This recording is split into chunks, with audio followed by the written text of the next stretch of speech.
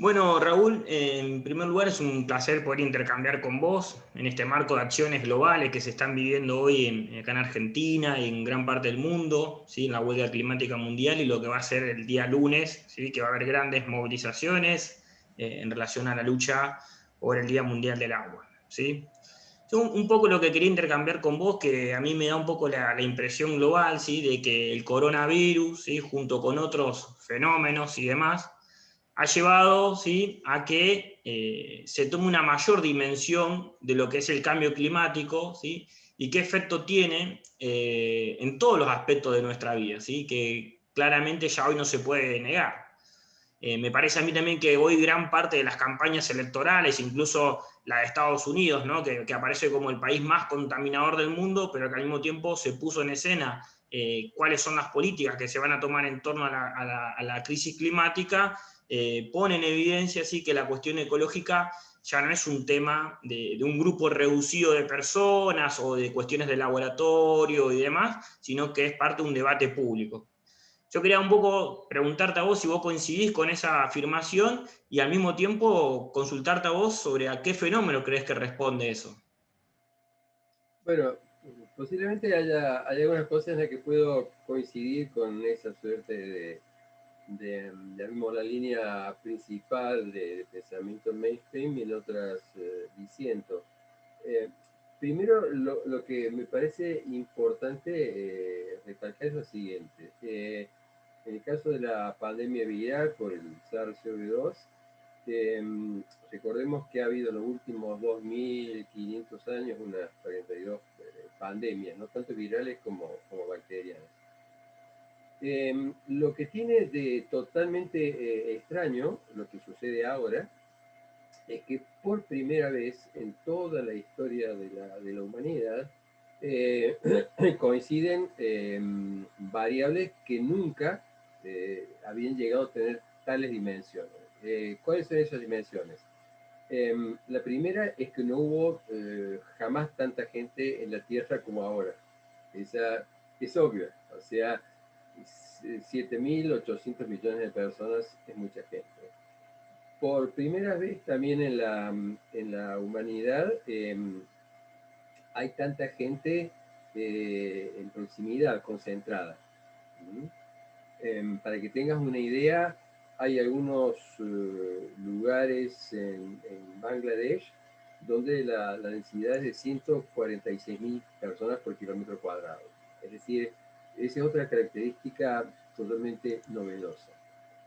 La tercera variable es de que nunca hubo en nuestra historia humana, no me refiero a la historia planetaria, en la historia humana nunca hubo la crisis ambiental que se registra.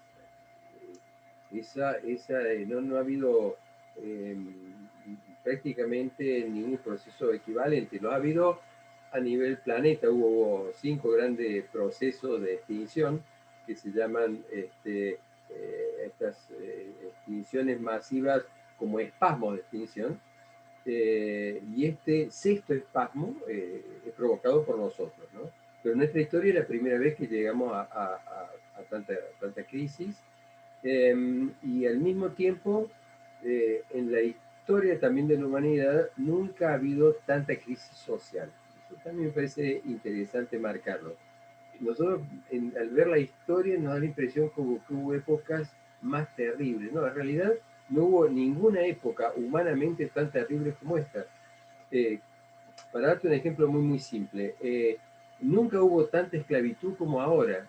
Muchos imaginan la esclavitud como un movimiento, por ejemplo, muy violento de población africana hacia las Américas, pero en realidad nunca ha habido tantos esclavos como existe en este momento. O sea, es una época en donde han coincidido todos estos factores que lo hacen totalmente nuevo, y yo te diría que configuran una amenaza sin precedentes, a la cual hay que agregarle otra variable más para hacerlo más completo, aunque habría otras que quedan afuera, y que tiene que ver con la violencia y las guerras.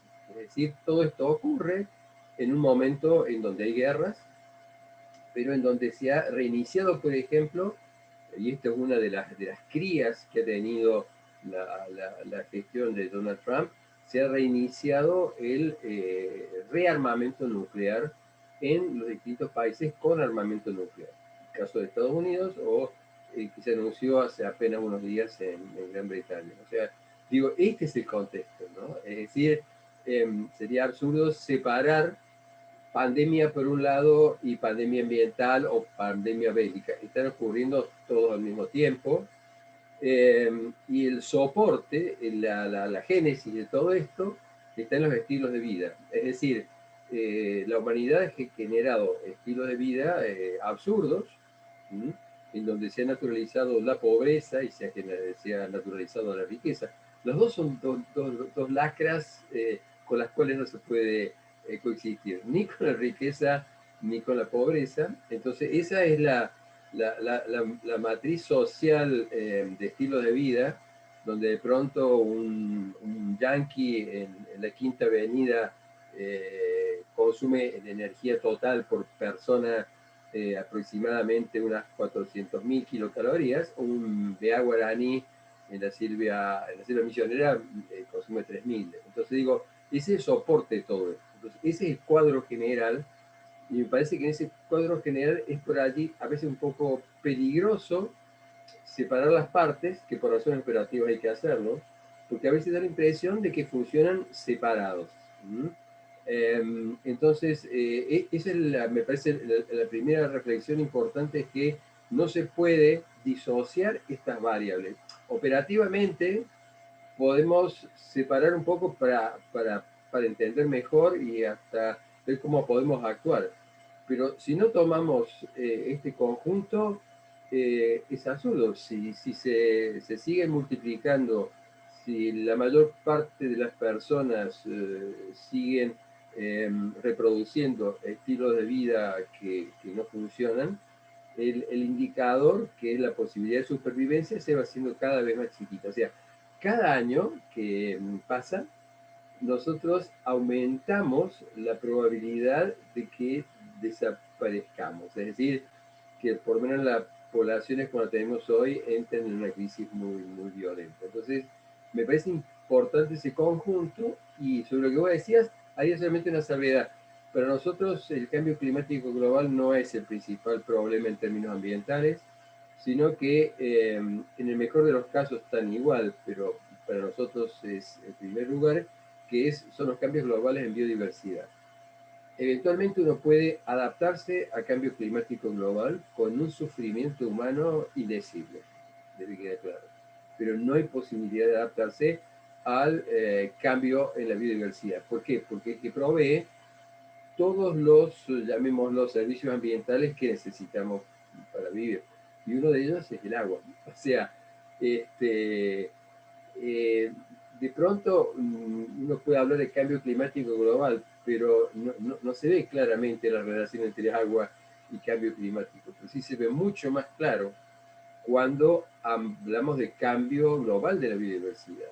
Porque a medida que se van simplificando los ecosistemas, vamos rompiendo las cuencas hídricas, la disponibilidad, por otro lado, muy injusta y tenencial de agua, se va agudizando. Entonces, digo que es buenísimo, 22 de marzo, agua, etcétera, etcétera, pero todas estas imágenes separadas son peligrosas, porque no podemos arreglar el tema del agua analizando el agua, sin analizar los estilos de vida, o de pronto la inequidad, o de pronto la esclavitud. No se puede. O sea, es absurdo hacer una campaña por el agua considerando solamente el tema del agua. Está íntimamente ligado contra todo esto, y en las sociedades capitalistas lo mejor que le puede pasar a los sectores de poder concentrado es de que no se analice el sistema, sino que quede separado en compartimentos. Sí, ahí justamente mientras vos ibas señalando esto, ¿no? De la idea de darle una vuelta más y no quedar atapado o muy junto en un solo elemento, pensaba al mismo tiempo en relación a lo que ha sido o cómo se debería pensar, ¿no? Toda esta gran pérdida de biodiversidad con los grandes incendios que vivimos en el 2019 en el Amazonas, los que vimos en Australia en el 2020, los que vimos en el litoral. Yo soy de acá de Santa Fe, vimos muchísimo incendio de los humedales, la mayoría intencionales, es decir, no es que los incendios arrancaron de fenómenos naturales, los de Córdoba, y cómo ahora eso se han trasladado a la zona del sur del país, en Chubut. Y bueno, quería preguntarte ahí, ¿cómo lo ves vos, digamos? ¿En qué manera eso nos afecta a corto plazo y a mediano plazo? Y al mismo tiempo preguntarte qué opinión tenés en relación a cómo ha sido la respuesta de los gobiernos, digamos, ¿no? Me gustaría que nos comentes un poco eso. Está bien. Primero, me parece importante, ya que no es muy común a veces, introducir dos criterios técnicos. Uno suena muy impresionante, se llama hipérbola equilátera. En realidad es una curva que nosotros usamos en ecología, pero que muestra cómo funcionan los sistemas de alta biodiversidad. Cualquier ambiente de alta biodiversidad, por ejemplo, un pastizal, o un arbustal, o un bosque seco, o un bosque hiperhúmedo, como una selva de lluvia, las características son las hipérbolas equiláteras. ¿Qué quiere decir? En pocas palabras, es que hay miles de especies, desde virus, bacterias, hongos, hasta insectos, vertebrados, pero son miles y miles de especies que están organizadas, es decir, están acomodadas entre sí. Y en ese sistema hay un grupo de especies que es dominante siempre. O sea, son las especies que caracterizan a un ambiente. Por eso es que uno habla, por ejemplo, en Córdoba, de un bosque de coco y de molle. ¿Por qué? Porque son árboles más comunes. Pero la biodiversidad no son los árboles o los arbustos o las hierbas, es el conjunto de especies. Y a su vez, al mismo tiempo que hay especies dominantes, hay todo un conjunto de especies que se llaman especies raras. Esa es la clave de la supervivencia. Las especies raras son las que generalmente no vemos. Entonces, ¿para qué sirve una cosa que tenga especies dominantes y especies raras? Es muy simple.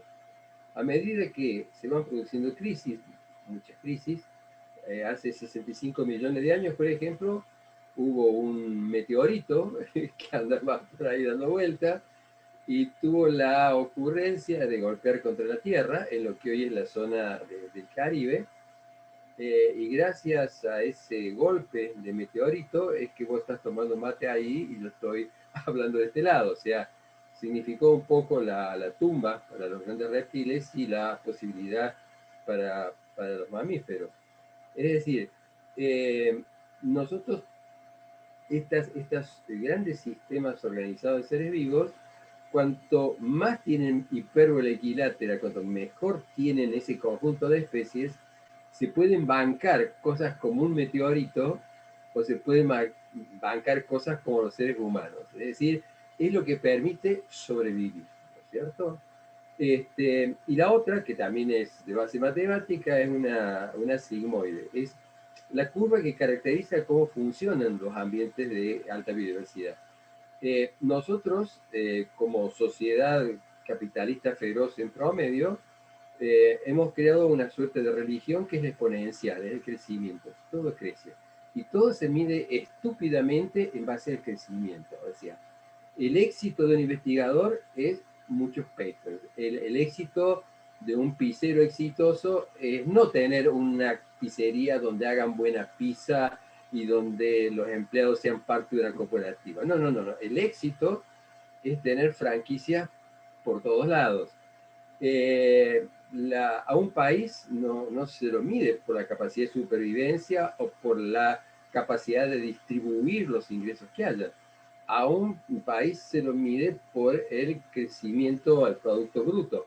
Aparte, no hay palabra más justa que esa.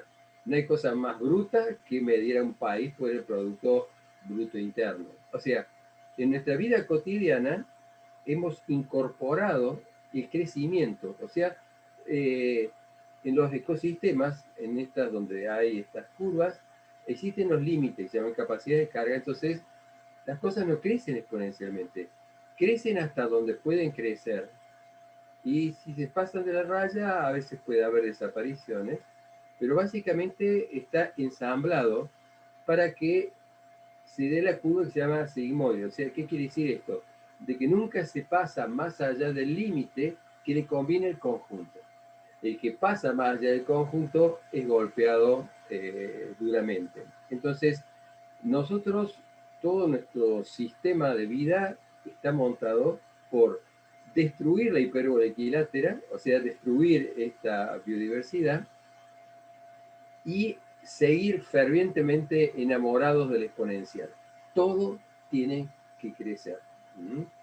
Entonces, y eso es lo que explica lo que está pasando. O sea, explica por qué ingresamos a esto, y a punto tal, esto no está claro, que la Convención de Cambio Climático Global prácticamente todo el mundo la conoce ahora, o de pronto el Acuerdo de París.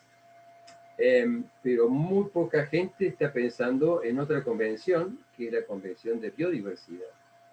Es decir, tiene mucha menos prensa la biodiversidad que el cambio climático global. Posiblemente porque en sociedades capitalistas es más fácil encarar el cambio climático global, porque solamente hablas de gases de efecto invernadero, hasta podés hacer transacciones para que unos, llamémoslos pagando, pueden seguir descargando un poquitito más. En cambio, con la biodiversidad eso no pasa, no hay forma de hacer transacciones. O sea, no cuadra bien en la sociedad capitalista el manejo de la biodiversidad.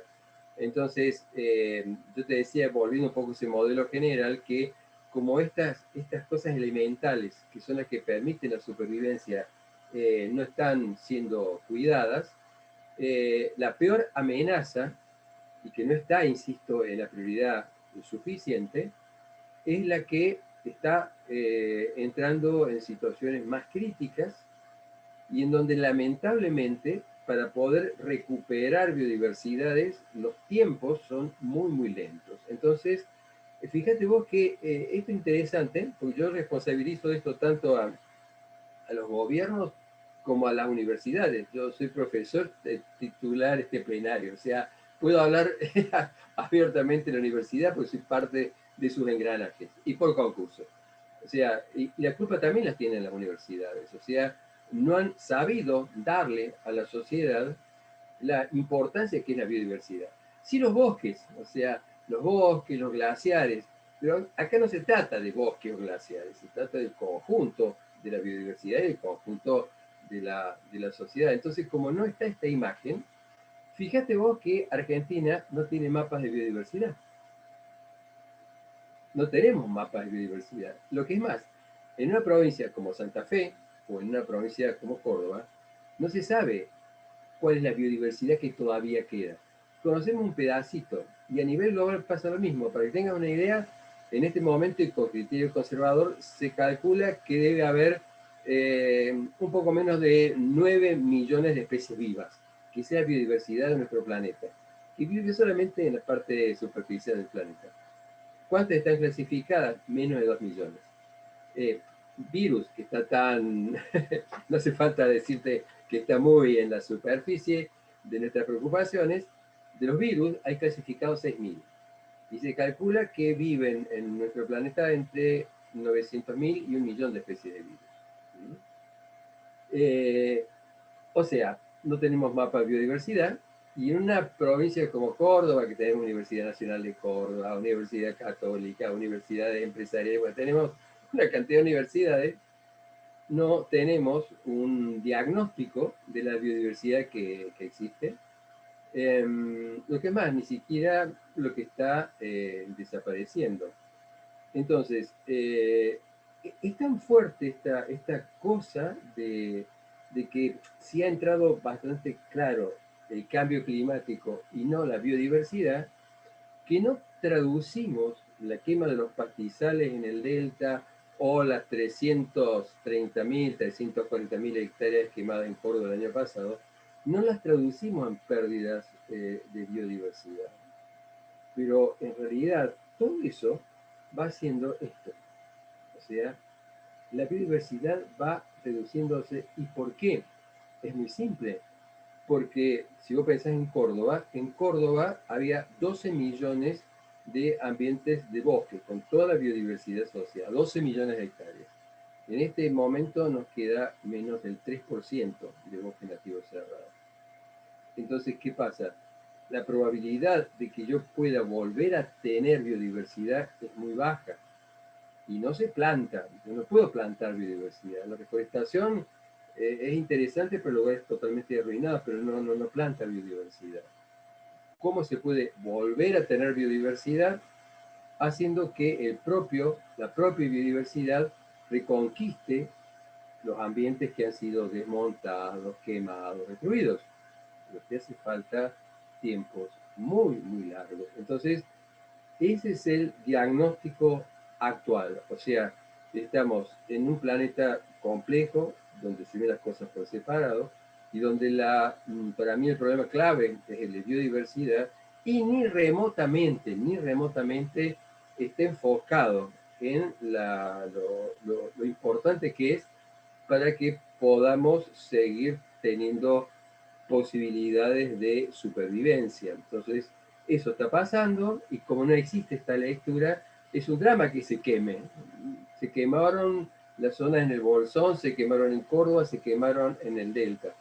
Lo que no se alcanza a ver es la tragedia, no por las especies que puedan reducirse o desaparecer, que en última instancia cada especie obviamente pelea por sí misma, sino es que reducen nuestra posibilidad de supervivencia. El problema no es solo que disminuya y que disminuya la biodiversidad, que nosotros no podemos sobrevivir a largo plazo. Entonces eso es lo que está pasando. Entonces nosotros tenemos como una doble pelea y respondiendo a lo que decíamos sobre las responsabilidades públicas y privadas, ¿no? Porque es conjunto. Vos frente a todo esto que está pasando, no estamos claros, o sea, no está claro dónde está el principal problema. Entonces, para nosotros es muy incómoda la lucha, la pelea, porque tenemos que pelear a su vez hasta con la visión que tienen las propias universidades o a veces la propia sociedad, que no es solamente que se quemen árboles, es que vaya mermando esa biodiversidad. Y obviamente, en el caso de Córdoba, Córdoba es una de las provincias ambientalmente peor administrada de la Argentina. Eso hay que tenerlo claro, ¿no? Yo con la cifra que le hice recién de qué de bosque nativo, con bosque cerrado, era un indicador, pero por ejemplo, residuos peligrosos. Córdoba es una de las únicas 5 provincias de Argentina que permite que venga residuos peligrosos de cualquier parte del país. Puede venir una actividad megaminera o de la industria del petróleo. Lo mismo pasa con Santa Fe. Santa Fe también es una de las 5. O sea, son provincias en donde son basureros del país. En Santa Fe, caso de San Lorenzo, no hace falta que te lo diga. Es decir, el sistema funciona, en nuestro caso, muy mal. Y un personaje como Juan Schiaretti, que es nuestro gobernador, que obviamente de ambiente conoce tanto como yo, tejido el croche, explica muchas de las cosas que han venido pasando. O sea, cuando fueron los incendios del año pasado, sobre todo de septiembre, donde aparte recordemos murieron 2 personas, ¿no? El gobernador, en una actitud incomprensible, demoró el pedido de auxilio a otras jurisdicciones para combatir los fuegos, y a raíz de eso fue que nosotros con Juan Smith lo denunciamos penalmente a Juan Schiaretti, y por suerte la acción judicial sigue, pero en una provincia donde el aparataje judicial está, llamémoslo, muy predispuesto a proteger al poder. Entonces hacemos las acciones, pero no las hacemos con esa convicción de que va a haber resultado, sino que cada día que sobrevive una causa, casi le ponemos una vela al santo de las denuncias penales. Entonces, eso es lo que está pasando. Una sociedad que no alcanza a ver la gravedad del tema de la pérdida de biodiversidad, y una pérdida de biodiversidad que se está haciendo escandalosa, pero sin que nos demos cuenta. Sí nos damos cuenta del cambio climático, pero no nos damos cuenta que lo que pasó, por ejemplo, en los pastizales en la zona del delta, va más allá del pastizal, es decir, es el conjunto de esa biodiversidad, cómo ayuda a mantener el sistema, o el caso de este inadaptado de un ser humano, con perdón de los humanos, como el caso de Jair Bolsonaro. Vos pensás que, la pandemia fue la excusa perfecta para que los grandes sectores de interés que apetecían las zonas, por ejemplo, de Mato Grosso, la zona de selva amazónica, ingresaran. O sea, los procesos de, allá se tala primero y se quema después, ¿no? Esa es parte del proceso. Es impresionante lo que se ha destruido. Es decir, no solamente allá, durante la etapa de cuarentena, en que había todas esas, yo te diría, imágenes románticas de el ser humano con esto va a tener un sacudón y va a cambiar sus vectores, la fauna entra a las ciudades. Nosotros alertamos en ese momento que eso son cosas pequeñas y relevantes al lado de la realidad.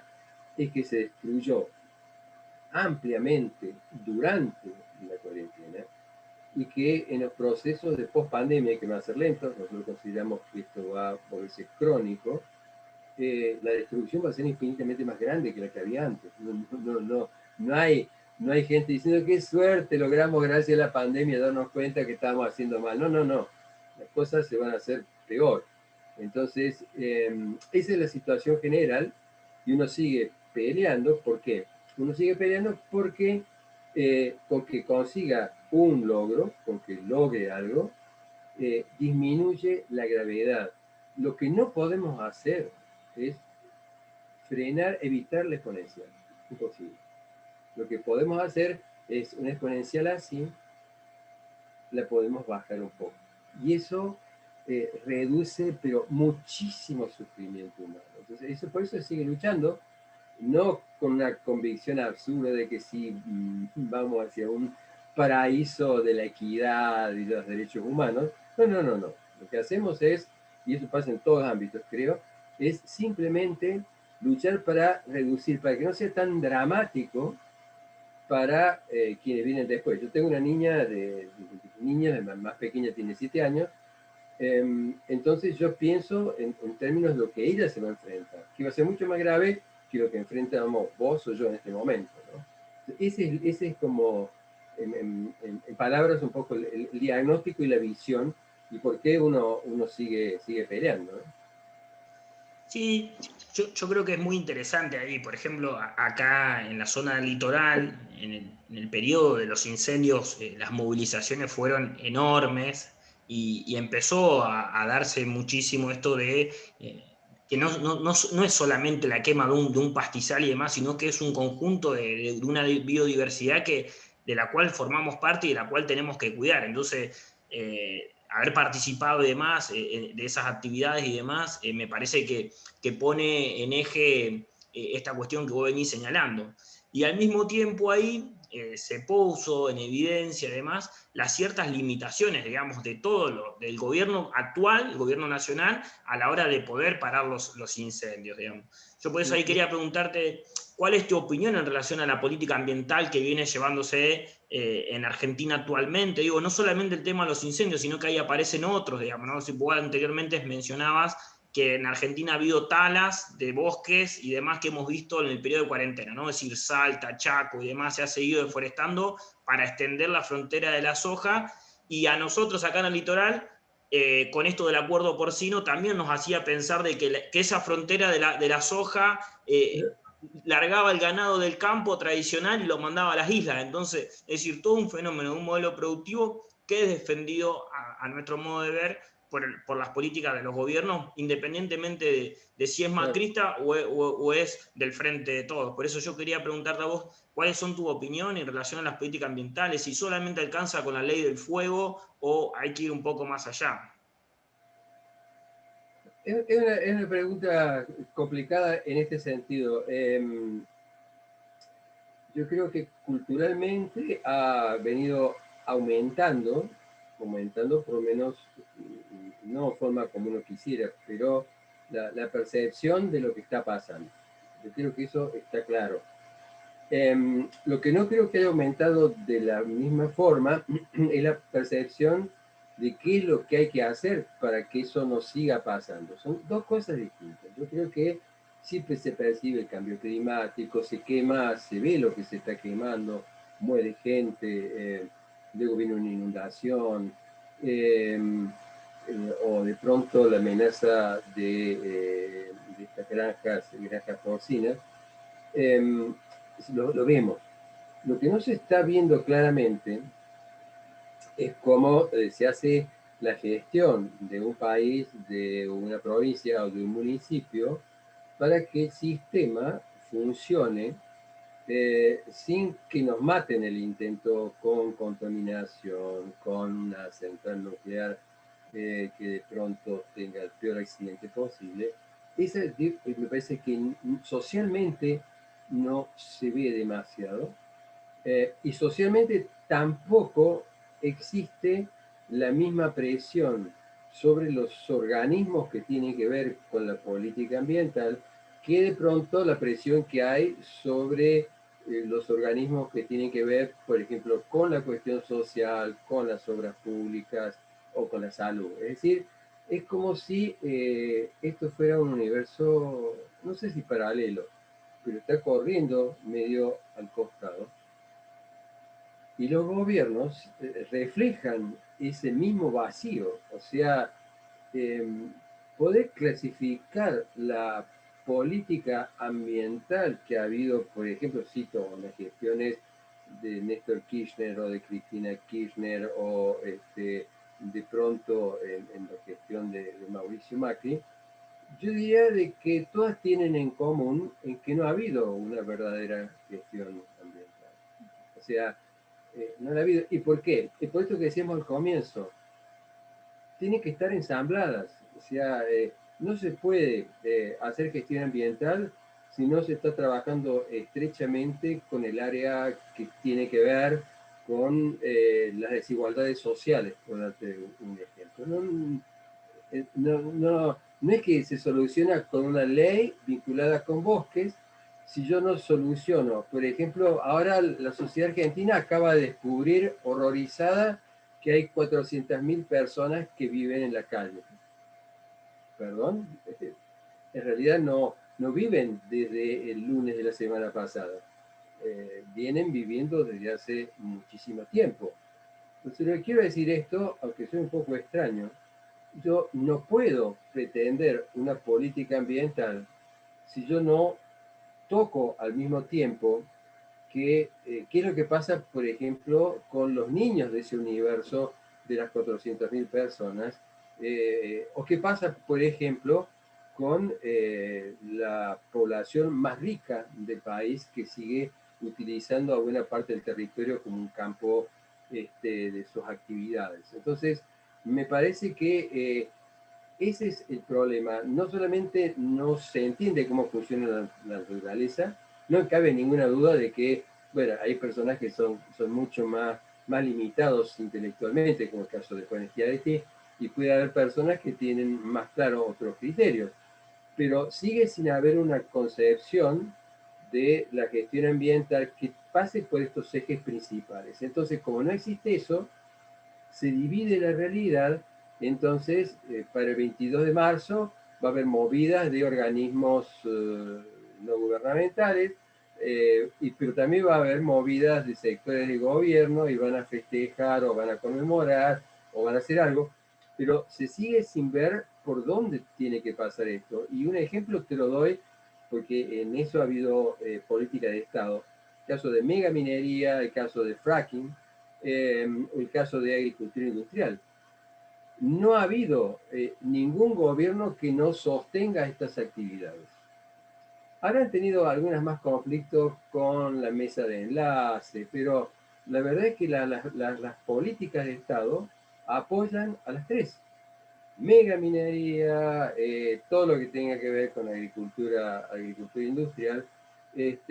Entonces, es muy difícil que vos puedas decir, bueno, yo quiero reivindicar a un sector social y al mismo tiempo apoyes la megaminería, o al mismo tiempo mantengas dentro del Estado, sin ningún tipo de revisión, y esto es una responsabilidad del gobierno nacional, que son SENASA y CONAVIA, en donde se aprueban los plaguicidas y se aprueban los eventos transgénicos. De paso, Mauricio Macri fue, en la gestión de Mauricio Macri, fue donde más eventos transgénicos se aprobaron en Argentina.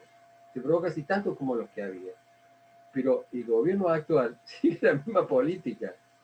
O sea, si la gestión ambiental como herramienta no se vuelve participativa, que la participación permite que haya más posibilidad de crítica, en realidad lo que vamos a hacer es seguir festejando o conmemorando o recordando los 22 de marzo, pero no vamos a tener verdaderas políticas que liguen todas estas variables. Es ridículo creer de que, por ejemplo, y se insista con megaminería o se insista con un programa nuclear, ¿no? Es decir, el programa nuclear ya es una aberración tal que en Argentina haya un programa nuclear como el que tenemos, que provee menos del 5-7% toda la energía eléctrica, cuando ya el parque de energías de fuentes no convencionales supera lo que se produce en energía nuclear, o que tengamos un reactor nuclear como el Candú de Embalse, que en el caso del peor accidente posible, su área de impacto podría extenderse entre 500 o 700 kilómetros, ni que hablar en el caso de ustedes, porque en el caso, por ejemplo, de Santa Fe, está dentro de la zona de impacto de la Atucha y de la zona de impacto de Embalse. Entonces, mientras no se coloquen todas estas variables juntas, y bueno, vas a tener estos bosquejos de gestión como los que hizo el impresentable de Rabino Berman en su momento, o la balbuceante política que está llevando Cabandier, que puede tener algo de buena intención, pero si el gobierno está apoyando al gobierno de Chubut para que se haga megaminería en la meseta, y al mismo tiempo quiere mostrarse como que el glifosato es de riesgo.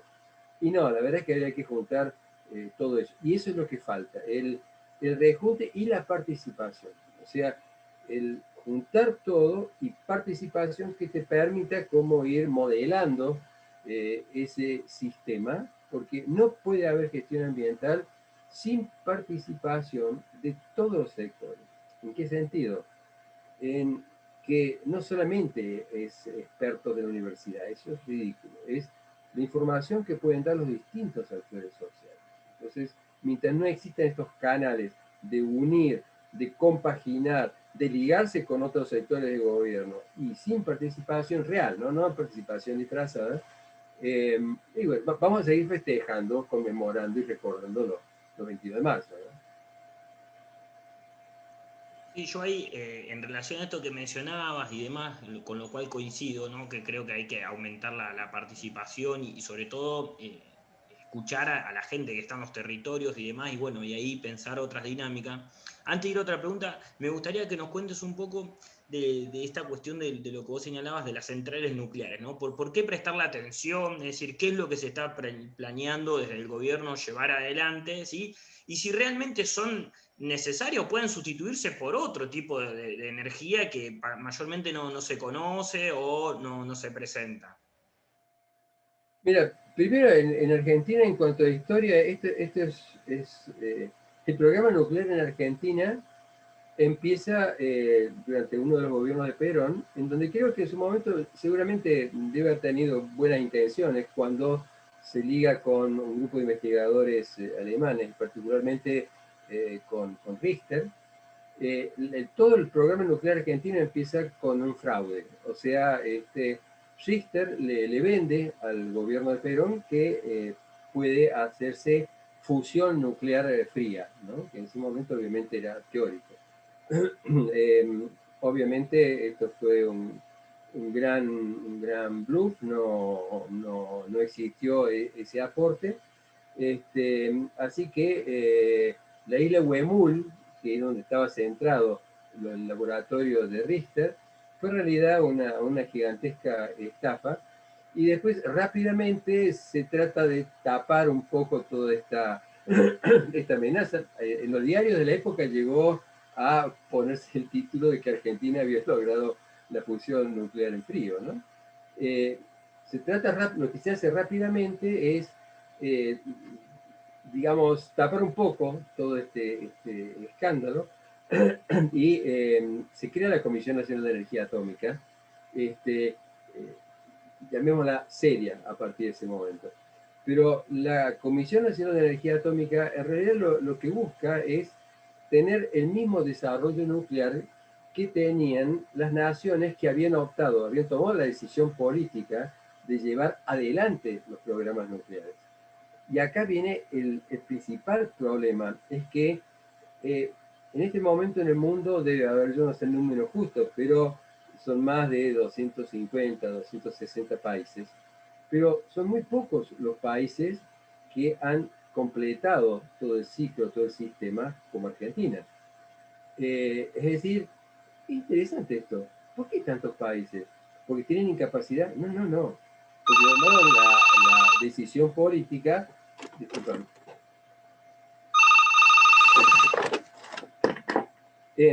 decía, tomaron la decisión política de que se iba a desarrollar como venía siendo desarrollado en esos países, pero en muchos países, por ejemplo el caso de Australia, Australia tiene reactores experimentales, pero por ley tiene prohibido tener reactores nucleares de potencia, por ejemplo. Es decir, muchos países han decidido no tenerla. ¿Y por qué no han decidido no tenerla? Porque no hay relación en el largo plazo entre el tremendo costo y el riesgo y lo que produce de energía eléctrica. En muchos países, ese grupo selecto de países con sistemas nucleares complejos, los cuales en el caso de América Latina solamente son tres, Brasil, Argentina y México, todo este conjunto de países ha desarrollado estos sistemas, y en el caso particular de Brasil y de Argentina, al amparo de fundamentalmente gobiernos militares, en donde se mezclaba el fuerte nacionalismo nuclear con la posibilidad de generar artefactos nucleares de potencia. Pensemos que eso fue una parte de las políticas que se impulsaron durante gobiernos militares. En Brasil, que llegó incluso a generar un campo de prueba de detonaciones nucleares que nunca funcionó, o el caso de Argentina, en donde directamente se empezó con el reprocesado para obtener plutonio, y en donde un legislador llegó a poner un proyecto de explosiones nucleares con fines pacíficos. Es decir, eh, realmente todos los programas nucleares, cuando se ven de forma crítica en términos de riesgo, en términos de costo, en términos de beneficio de energía eléctrica, son totalmente inviables. Totalmente inviables. Entonces Argentina lamentablemente tomó una mala decisión histórica y se transformó en política de Estado con sus vaivenes y sigue. ¿Y qué es lo que pasa ahora? No solamente llegamos a una maquinaria de un sistema nuclear con un escuálido 5-7% de energía eléctrica, en donde tanto el gobierno de Cristina Kirchner como el gobierno de Mauricio Macri y ahora de Alberto Fernández mantienen una política de Estado de generar más reactores nucleares de potencia. Solo que en este caso se hace algo que ya se inició en el gobierno de Mauricio Macri, o se consolidó particularmente el gobierno de Mauricio Macri, que es la de los acuerdos con China. Entonces, la idea es construir un reactor nuclear One-on-One, que es una tecnología nueva en China, y de hecho se trató de localizar en la provincia de Río Negro, pero y allí acompañamos incluso prendiendo lo que fue esa movilización de la provincia, en donde la provincia de Río Negro dijo: acá no entra el One-on-One, ahí se cayó. Pero resulta de que ahora siguen las tratativas para construir un one-on-one y eventualmente un reactor con una tecnología parecida al Candu 6 que tenemos en Embalse. Entonces, lo que nosotros vemos es eso, es decir, volviendo a todas estas cajas que yo te decía que se ven separadas, pretender que reactores nucleares de potencia son buenos para el desarrollo de un país, demuestra una miopía enorme. Lo primero que yo les pido es, hagan una cosa, ¿por qué no se fijan cuántos países tienen reactores nucleares de potencia? Porque hablan del número total de reactores. No, no. ¿Qué tal si hablamos de cuántos reactores hay en los países que tomaron esa decisión? Japón, yo no recuerdo la cifra exacta, pero debe estar algo menos de 60 reactores nucleares. Un solo país tiene 60 de ese total. Sumemos los reactores nucleares de Estados Unidos, los reactores nucleares de Francia, donde el 80% de la energía eléctrica viene de fisión, y encontré una cosa muy interesante. Son pocos los países que han optado por expandir estas tecnologías. Bueno, Argentina, que tiene todas las posibilidades para moverse en muchas direcciones, además del ahorro energético, que es el recurso más importante, optó por la energía nuclear de potencia y en este momento se ha transformado en algo así como un mascarón de proa de la gestión de Alberto Fernández. Bueno, eso es lo peor que le puede pasar a un país. Y lamentablemente está pasando. Sí, ahí hay una cuestión que yo quería consultarte, de qué reflexión tenés, que seguramente lo habrás escuchado, de que José Nathanson hace unos días dijo que hay un ambientalismo bobo que se opone al desarrollo nacional, ¿no? Y haciendo alusión a la defensa de la megaminería, de los proyectos nucleares en Argentina, de la extensión de la frontera agroindustrial y demás, ¿no? Es decir, pareciera que es de miope luchar por estas causas, de decir, che, paren la mano con la profundización de una lógica que muchos denunciamos como extractivista. ¿Qué reflexión tenés vos al respecto, demás, o qué le dirías si pudieras dialogar con él? Bueno, primero, en el mundo real hay periodistas bobos, hay ambientalistas bobos, hay funcionarios bobos, o sea, hay un bobaje importante. Yo prefiero pensar y vuelvo a las distintas estas cajas. ¿Sí? Para mí no puede haber gestión de un país en donde esas cajas no estén interactuando. No puedo tener área social de un lado y puedo tener de pronto un ministerio de agricultura acá y un área con Cabandier a nivel federal del ambiente. Bueno, eso es absurdo. O sea, volviendo a eso. Cuando uno liga todas estas cosas, pero a su vez, además de ligar esto, y que eso se refiere a la política, no es la política de las cajas separadas. La política inteligente es la política de las cajas conectadas. ¿Sí? Y si yo a su vez agrego las experiencias que van teniendo otros lugares, Fukushima, Daiichi o Chernobyl, por decir las más dramáticas en el sistema nuclear, o de pronto las situaciones dramáticas que vive todo el Sahel en África, donde lo peor que podía pasar en un país ya pasó y donde ya no tenés posibilidades de recomponer. Si yo mezclo estas cosas que pasan afuera con las distintas cosas que tenés adentro, ahí es donde aparece de una forma traslúcida de que el programa nuclear es estúpido, en donde la megaminería es otra estupidez más. Podrá eventualmente darte más dólares. Yo creo que eso hay que analizarlo muy, muy bien, porque cuando empezás a hacer números te puedo asegurar que no cierran ni remotamente a como te los quieren plantear desde el sector pro megaminero del gobierno nacional. Decía, si uno empieza a analizar esas grandes decisiones políticas, son decisiones grandilocuentes, pero que no, primero, no le hacen bien primero, ni siquiera al sector laboral del país, pero tampoco le hacen bien a la salud ambiental y a la propia salud de los habitantes del país. Porque hacer, por ejemplo, megaminería o fracking en zonas de cuencas hídricas críticas es muy tonto, es muy absurdo.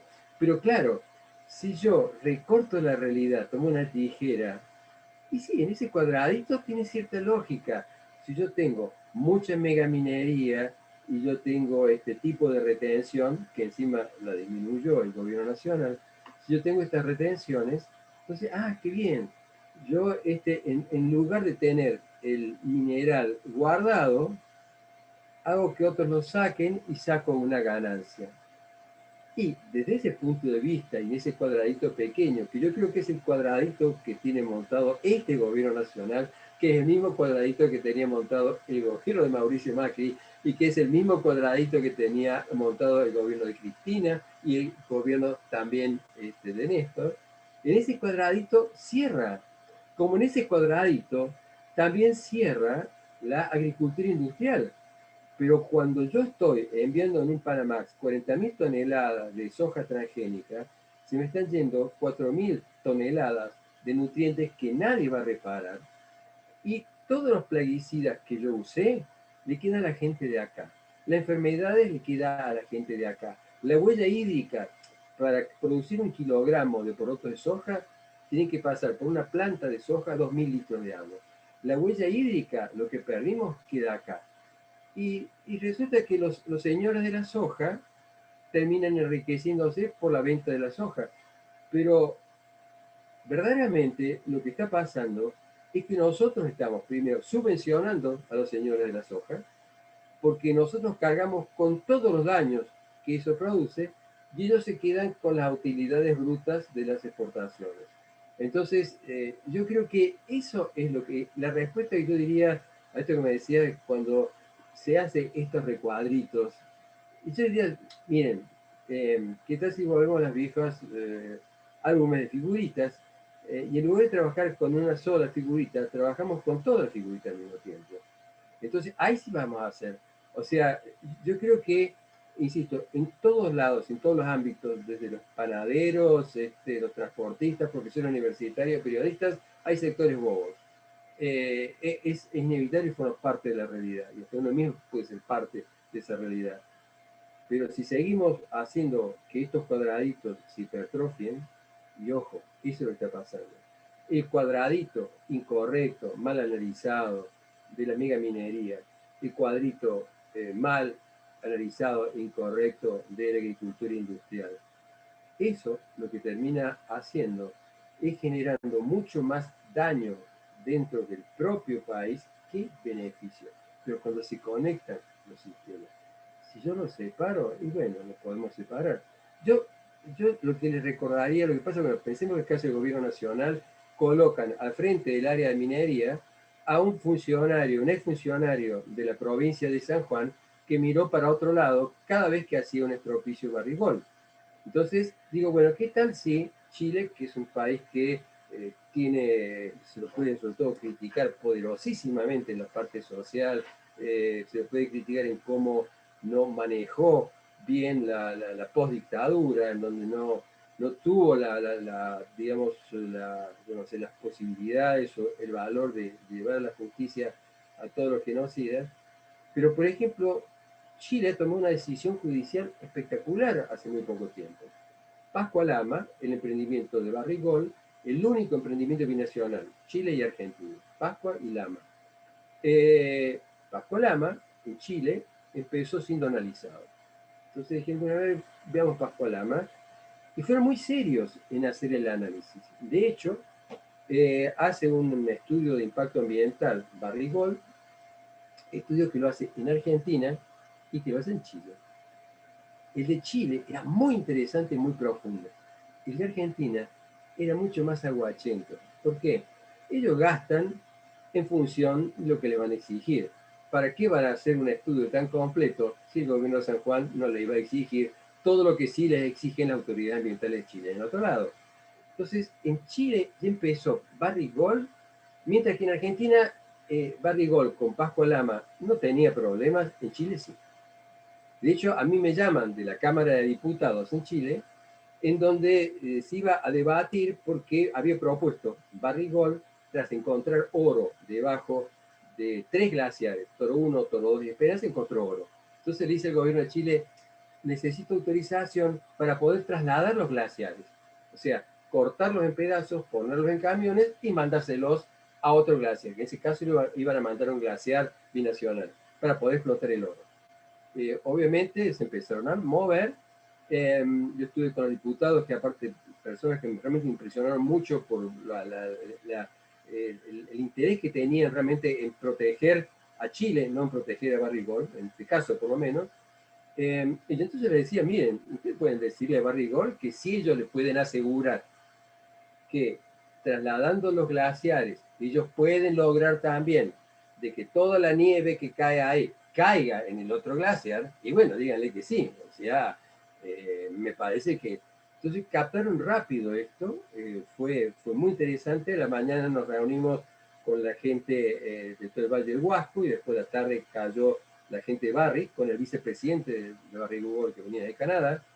Entonces le dijeron esto, o sea, mire, si ustedes no nos pueden garantizar esto, esto no es viable. Y finalmente esto siguió, terminaron arruinando los glaciares, lo terminaron arruinando, pero la justicia finalmente le dijo, Pascua Lama, el sector chileno, se terminó. Y en Chile se terminó. ¿Cuál fue la reacción de Argentina? Podemos desarrollar Pascua Lama del lado de Argentina. Entonces, eso es lo que me refiero, que si seguimos viendo esto con cuadraditos y sin información, es muy peligroso para la gente. O sea, fundamentalmente es peligroso para la gente. No solamente peligroso para la gente de ahora, y peligroso para los que van a venir después. Porque cada vez queda menos Argentina funcionando para los que vienen después. Lo único que hacemos es generarle problemas para los que van a venir después.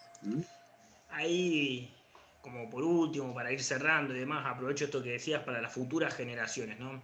Me gustaría que nos comentes un poco de esto que venís investigando junto con otros y demás, de qué modelo, digamos, ¿no? Qué acciones tomar, qué decisiones elegir para poder avanzar en un modelo productivo que me surge primero decir no extractivista, pero que al mismo tiempo sea un modelo productivo que contemple y que tenga en cuenta la biodiversidad, es decir, que tenga presente todas estas cuestiones que hemos venido conversando, digamos.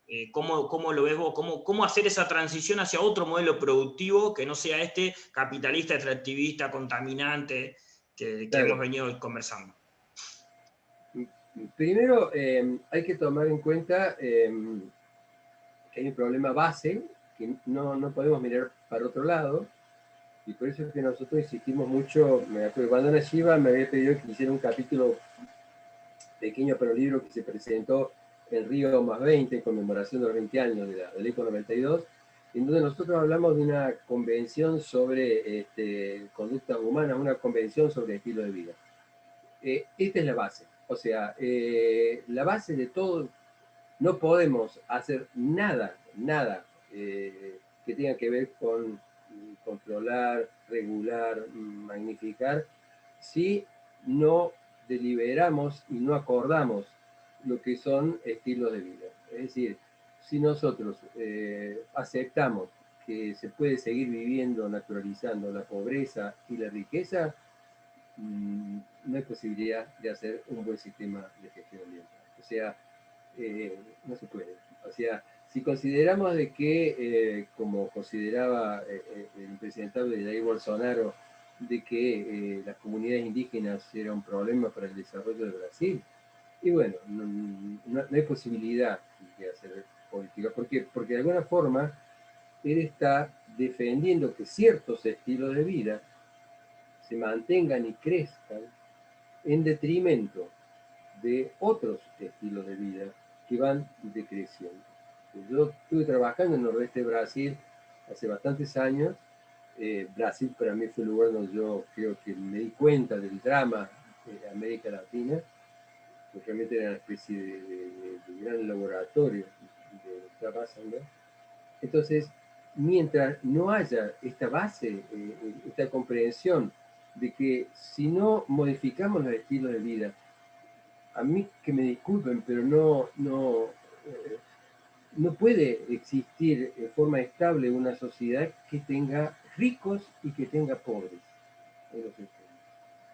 No es solamente el problema de la pobreza, o sea, como llevar la pobreza hacia un mayor consumo para que estés más cerca de los sectores. No. hay que tomar también este otro sector para que llegue a la lógica del funcionamiento de un sistema. Entonces, a lo que yo voy es esto, es que no puede haber gestión ambiental, la mala sustentable, la palabra sustentable no es la que más adoro, pero digamos, se entiende. Yo no puedo llegar a una política ambiental sustentable si yo tengo gente que se muere de hambre o tengo 400.000 personas en la calle. O sea, entonces me puede decir, pero ¿qué tiene que ver en un país con 1.400.000? Bueno, es uno de los sectores y no se puede funcionar en un país mientras haya ese tipo de inequidad. Es imposible. Entonces, por eso decir los distintos ensambles. Entonces, la gestión ambiental, si eso forma parte de la discusión que tiene que ser parte del debate, entonces yo puedo ir avanzando. Y ahí es en donde, insisto, tengo que olvidarme de los cuadraditos separados. El cuadradito megaminería, el cuadradito energía nuclear, el cuadradito, por ejemplo, de agricultura industrial, o incluso el cuadradito de 22 de marzo, Día del Agua. No quiero entrar en debates sobre importancia relativa o no, pero forma parte de los recuadros. Si yo sigo insistiendo con recuadros, vamos mal, porque en cada uno de esos recuadros vamos a tener a la mesa de enlace luchando contra sectores, por ejemplo, que están tratando de llevar adelante la agroecología. Es decir, vamos a tener una visión irreal. Entonces, se puede hacer programas de gestión ambiental totalmente, pero sí o sí necesitan de que sean evaluados en ese contexto. Y yo te diría que es imposible lograr un sistema de gestión ambiental sustentable con, por ejemplo, megaminería. Por ejemplo, en donde la mayor parte de las tierras se dediquen a agricultura industrial o a ganadería. No, no es posible. No es posible. Porque si no, llegamos a una situación, por ejemplo, como el de China. Qué interesante. Muchos analizan a China, pero yo voy a hacer más desde el punto de vista de un biólogo muy limitado para hacer análisis, pero que trata de juntar cosas bastante objetivas. China es un país fundamentalmente montañoso, en donde el total de tierras disponibles para hacer agricultura difícilmente podría llegar a satisfacer todas las necesidades que hay, por ejemplo, para producir alimentos. Entonces, se produce lo que nosotros llamamos un país expandido. Para poder seguir sobreviviendo y con una población que es la más grande del mundo, necesita tener sucursales de China en todos lados. Fue así que llega el proyecto de la provincia de Río Negro, en donde le ofrecen al gobernador de Río Negro alquilar tierras para poder hacer agricultura industrial para exportación. Entonces, en África no han sido tan sutiles, directamente en África han comprado tierras. O sea, China es el gran comprador de las Chinas de ultramar. O sea, ya no son colonias. Es interesante esto, ya no es como la época de las colonias, en que yo era como una especie de aspiradora y colocaba el tubo que aspiraba en el otro país, en una colonia donde yo tenía un virrey o tenía un representante. No, no. Ahora la técnica es distinta. Se entra en un país y se compran las tierras. Y se coimea a las autoridades que eventualmente van a controlar el uso que yo tengo de la tierra. Entonces, China, por ejemplo, ha hecho un sistema de país expandido, como son expandidos Alemania, como son expandidos Estados Unidos, en donde eso me permite a mí mantener el sistema. Entonces, es muy difícil de que a su vez yo pueda hacer la gestión si yo no tengo en cuenta cómo está funcionando este sistema. ¿Por qué? Y porque nosotros en este momento somos proveedores de los países expandidos. O sea, se han expandido y nosotros le damos, por ejemplo, cultivos transgénicos, creyendo de que es gratis. O sea que me da dólares y yo puedo seguir desmontando y puedo seguir plantando soja transgénica, maíz transgénico, aplicando plaguicidas, puedo seguir haciéndolo. Y no, no es así. Es decir, si yo quiero que mi país tenga una situación socialmente más tolerable con menos enfermedades, menos divergencias, menos inequidades. Y yo no puedo seguir con ese modelo de plantar soja en las macetas para que la tengan en la India, para que la tengan en China o la tengan en la Comunidad Europea. Pero claro, no hace falta decirte que al decir estas cosas que yo estoy diciendo, está enfrentándose a los principales resortes del poder de Argentina y de muchos sectores que estando en el gobierno comparten la visión esta de poder. Por lo tanto, no hay posibilidad de gestión ambiental en serio. De mentirita podemos hacer muchas, pero en serio se necesita ensamblar todo esto. No es solamente la retórica de yo estoy del lado de los pobres o yo quiero ayudar a los demás desvalidos. No, no. Hay que hacer eso, pero al mismo tiempo hay que mostrar de que no se puede seguir naturalizando la pobreza y la riqueza. No, no puede seguir. Es intolerable. Es absolutamente intolerable. Bueno, Raúl, muchas gracias por esta entrevista. Me quedo pensando de que no se puede separar la lucha ambiental de la lucha social, de la lucha por otro modelo político y mundial, digamos, ¿no? Así que bueno, muchas gracias y bueno, nos estaremos encontrando en la próxima. Bueno, un gusto.